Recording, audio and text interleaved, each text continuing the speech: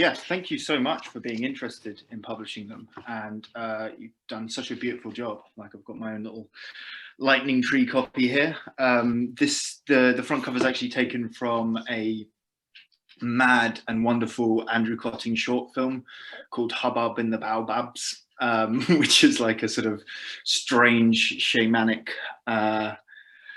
exploration of trees and all sorts of bizarre things. But he very kindly sent me some photos to use for the front cover, so that's where that's from.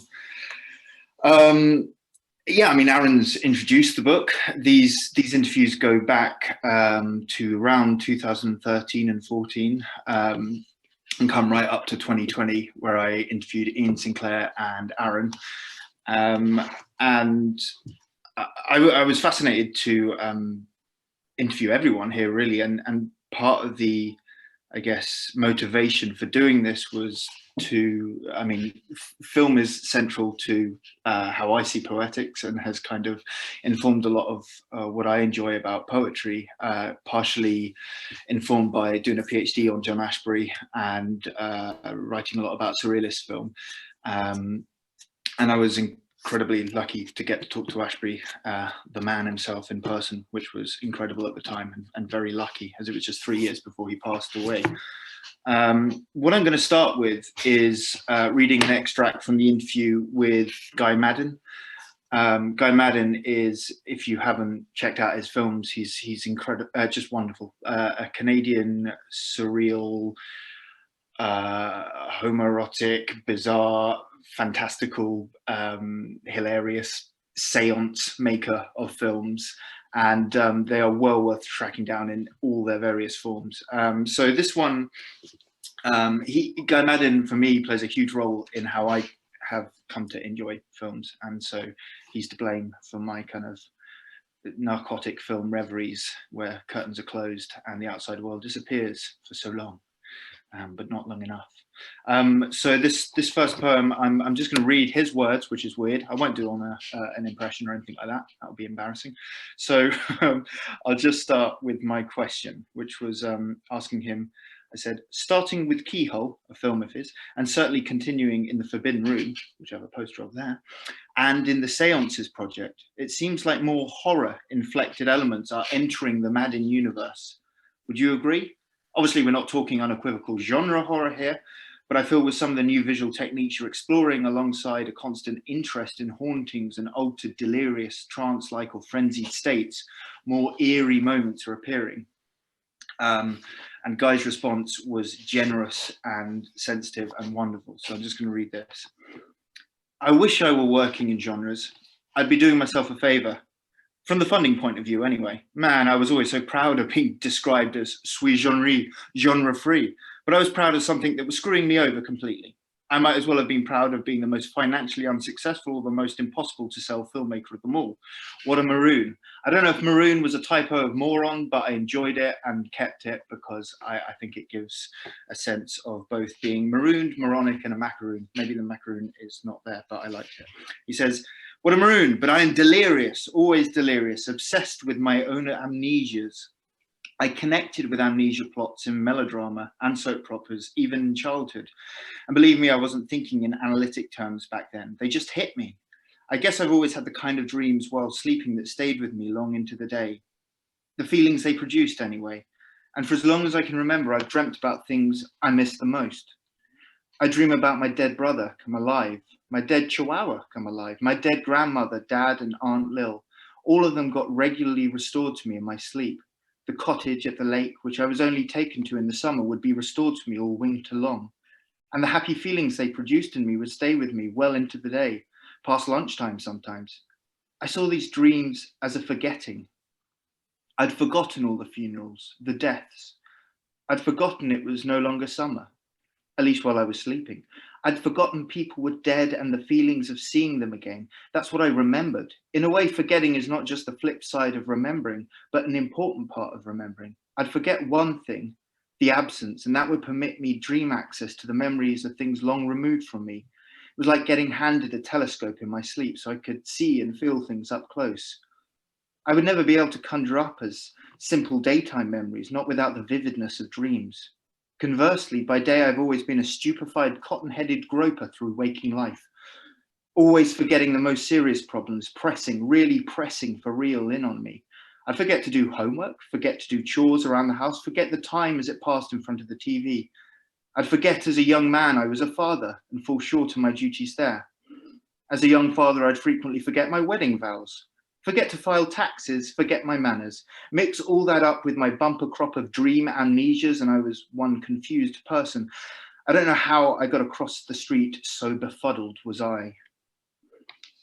And remain to this day befuddled, so frequently getting my feet tangled up in memories, always flipping back and forth between past and present, never involving the future in my intoxicated reveries. Yes, I was drunk on such reveries, obsessions with the past, almost a sublime connoisseur of the past's flavors as they mingle with the present. I later learned Faulkner believed the past and present exist simultaneously. The past ain't even past, or, something like that, he said. I was chilled and giddy when I read his words on the subject. In short, amnesia, the forgetting of the past and the present to bring me closer to one and remove me from the other, has been my constant state for emotions my whole life. I can remember thinking that way back to my earliest memories. Not sure why. I've often mentioned I was brought home from the hospital the same day the family got its first TV, which had only recently started broadcasting in Winnipeg 2 years before my birth. Reception was all rabbit ears and very snowy. Together, we, the TV and I, learned to communicate with each other. And there were only 2 channels. But on some mornings, before the Winnipeg channels went on air, I could see distant snowy transmissions from North Dakota or Minnesota.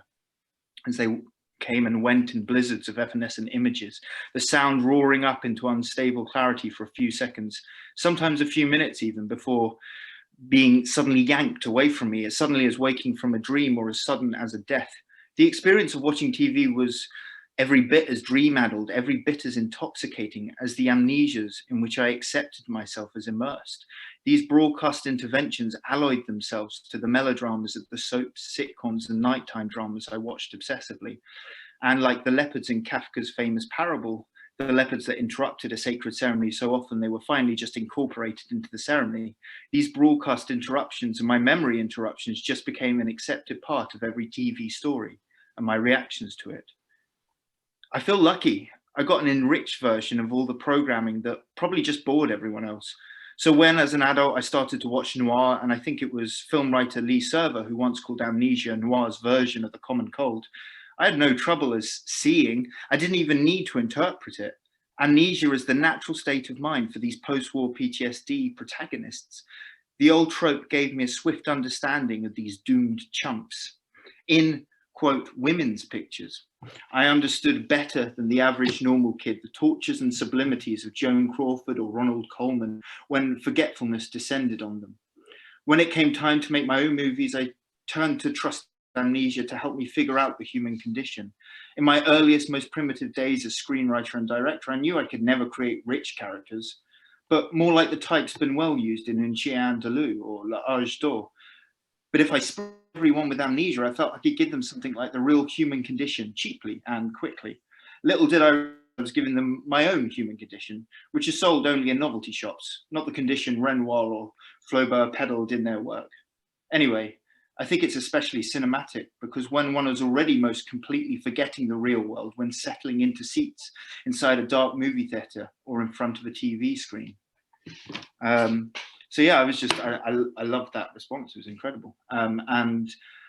If you watch Guy Maddin's films, like a great place to start is My Winnipeg, where he mixes a kind of confabulating of the city's strange psychogeography, its own little folkloric tales with fictions and his own family, and a kind of sleepwalking melancholy as he tries to escape, but is always gravitationally drawn back into the nest, the kind of clutch of family and home and all of these things. And then, like the Forbidden Room, where he actually collaborated with Ashbery as they were friends, and they shared a collage exhibition together in a gallery in New York called the Thibaut Denage Gallery, which is was originally a kind of space for poets to put on plays with like Barbara Guest and Frank O'Hara and a lot of the New York school poets. But this gallery put on the Guy Maddin and Ashbery collage exhibition. But yeah, they sort of exchanged a lot of correspondence and were kind of almost working together on projects. So that was an amazing link for me to explore. I think what I'm going to do now is move on to taking the collection up to 2020, when I interviewed Iain Sinclair and also Aaron Kent. So I'm going to read a little bit from the Iain Sinclair, just a couple of paragraphs, and then I will do, I think both Aaron and I will do a kind of strange enactment of an interview, which will be intriguing. The Iain Sinclair interview, I was, really kind of honored to be able to do. Sorry, I'm just trying to find the page here. There it is. And one of the ways through which I'd kind of got into Iain Sinclair was, interestingly, I guess, I say interestingly, probably fucking not that interesting, but it was through Andrew Cotting's films, and Andrew and Iain have collaborated on several things, and Andrew brings a sort of embodied, visceral mischief and gallivanting energy to Iain's sort of quite excitable Gnostic confabulations, and they make this wonderful kind of pair where one is almost able to kind of put strides to the other's mental pathways. So I think they're a fascinating collaborative pair. But the bit I'm going to read out is literally just a few paragraphs where Iain is talking about the through the 60s. And then I was very interested in the poems he did in the 70s, Lud, Heat and Suicide Bridge, these two long poems.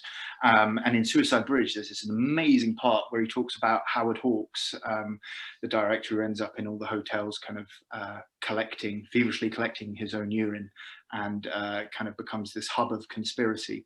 And Sinclair's poetry on it is mad. I guess most people kind of end up coming to Sinclair through psychogeography and the unfortunate approximations of psychogeography that we have and academia have clustered it with, which tends to be kind of dull or dreary images of men standing around in car parks talking about the limo. But before that kind of happened, there was so much more informing this, like kind of a lot of Blakean stuff, a lot of transatlantic stuff with the American avant-garde as well. And in this part, Sinclair is talking about Brakhage, Stan Brakhage, the American famous avant-garde American filmmaker. I think it's just an interesting part. So he's talking about a book he had from Brakhage, and he says, perhaps at this stage, taking a breath, this is Iain Sinclair talking, I should pay particular, also I should mention that Iain Sinclair was fairly pissed off at not being able, fairly annoyed, I think, at not being able to have like a face-to-face conversation, because if you've ever watched him talk, he is a master of the conversational tangent. So I feel like this was him on a leash. I'd love to be able to talk to him in person. But he said, perhaps at this stage, taking a breath, I should pay particular attention to how Brakhage concludes his book. And he quotes from Brakhage saying, until that maker himself becomes too long exposed to the light of any particular piece of film and thus ceases to see it any longer, then and then only might a work be called finished. And Sinclair then says, it was always about light and heat, and browsing, scavenging, cannibalizing all available energy sources. In 1963, I got my hands on a copy of Film Culture, brackets, special issue American Directors Part 2, edited by Jonas Mekas. And McClure, the poet, was writing about Brakhage's Dog Star Man as the first 16mm epic. I was interested in the idea of open-field composition, splicing prose, poetry, image, documentation, polemic, genre into a version of the epic specifically on a patch of London ground. Brakhage's association with McClure and the Black Mountain poets was the vital link between the two areas in which I wanted to operate, film and poetry. The silence of his films, as with the films of Maya Deren, was another attraction. But in this case, the reading came first, letters, fragments of scripts and comments of other filmmakers. By the mid-60s, I was catching up with the films themselves and fired by what we had seen as well as by the maker's notion of a film diary, recording accidents of everyday life. I became part of a Hackney group, keeping a community 8mm film record quite intensely from about 1969 to 1975, the date of publication of Lud Heat, his long poem. Some of the films were records of place and activity using single frame click click for reasons of economy, and some were brackage permitted songs using multiple superimpositions, elements spilled into the self-published books of that period. When, on a unique visit to my house, I showed some of these films to Jeremy Prynne, he revealed that he not only knew the work of Brakhage, not surprising given his nexus of transatlantic friends and correspondence, but he had visited him. That was one of the great excitements of the era, how quite suddenly everything folded in on itself and the possibilities seemed infinite. So I thought that was kind of, yeah, fascinating. He also had a wonderful anecdote as well about having a curry with Kenneth Anger in Newcastle, which tickled me. Just, just the image of Sinclair and Kenneth Anger having a curry. That was beautiful. Aaron, are you ready to unmute? And you're looking perturbed. Are you all right? I'm ready. Cracking. I'm all good.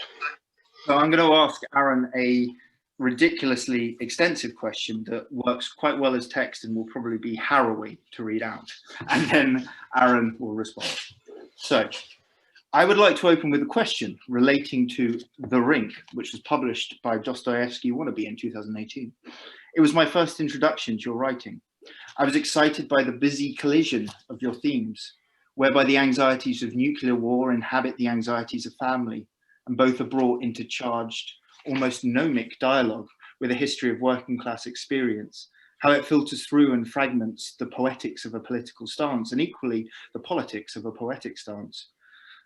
What I loved was also how this book introduces a recurrent fascination in your work, the cumulative repetitions of constant revision, remembering, and editing.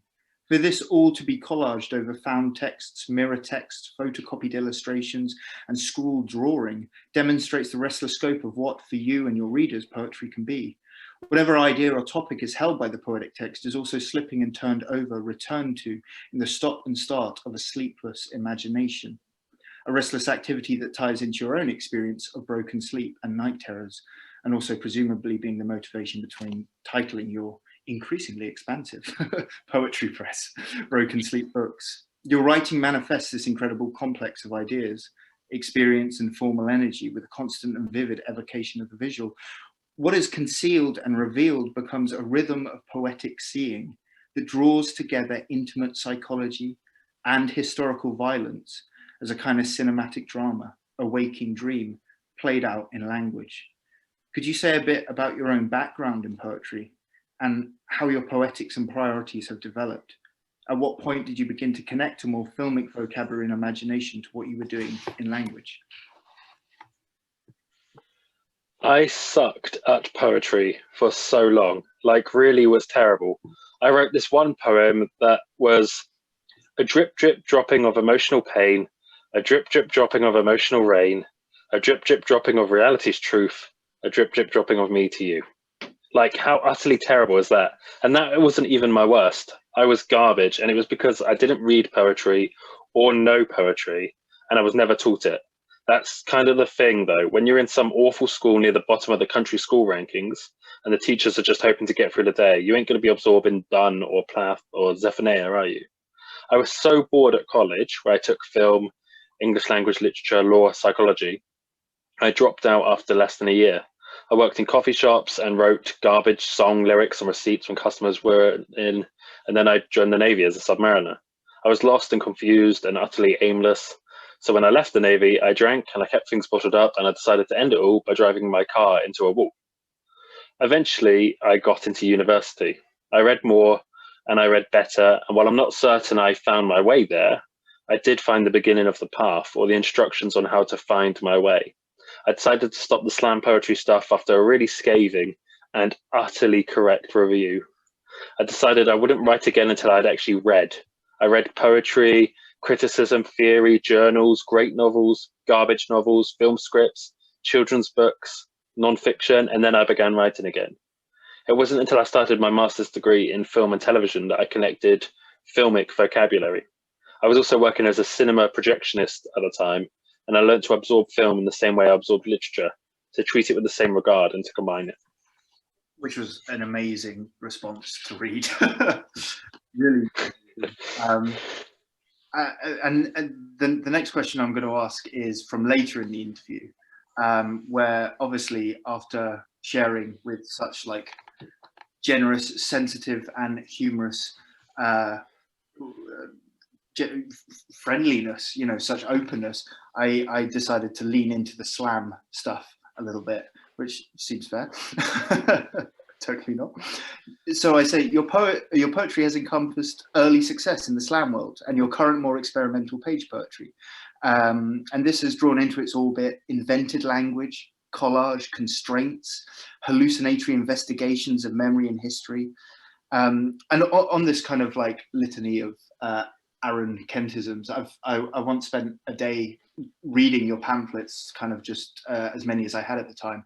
And I would describe it as hallucinatory. It was an incredibly kind of vivid, weird, and totally unpredictable. Your poetry has so many tumultuous turns in it that kind of veer around. So as I go on to say here, hallucinatory investigation of memory and history in a more emotive immediacy that veers between confrontational anguish and vulnerable candor. Has the presence of film, screenplays, and script been a recent development, or has this interest always informed your writing?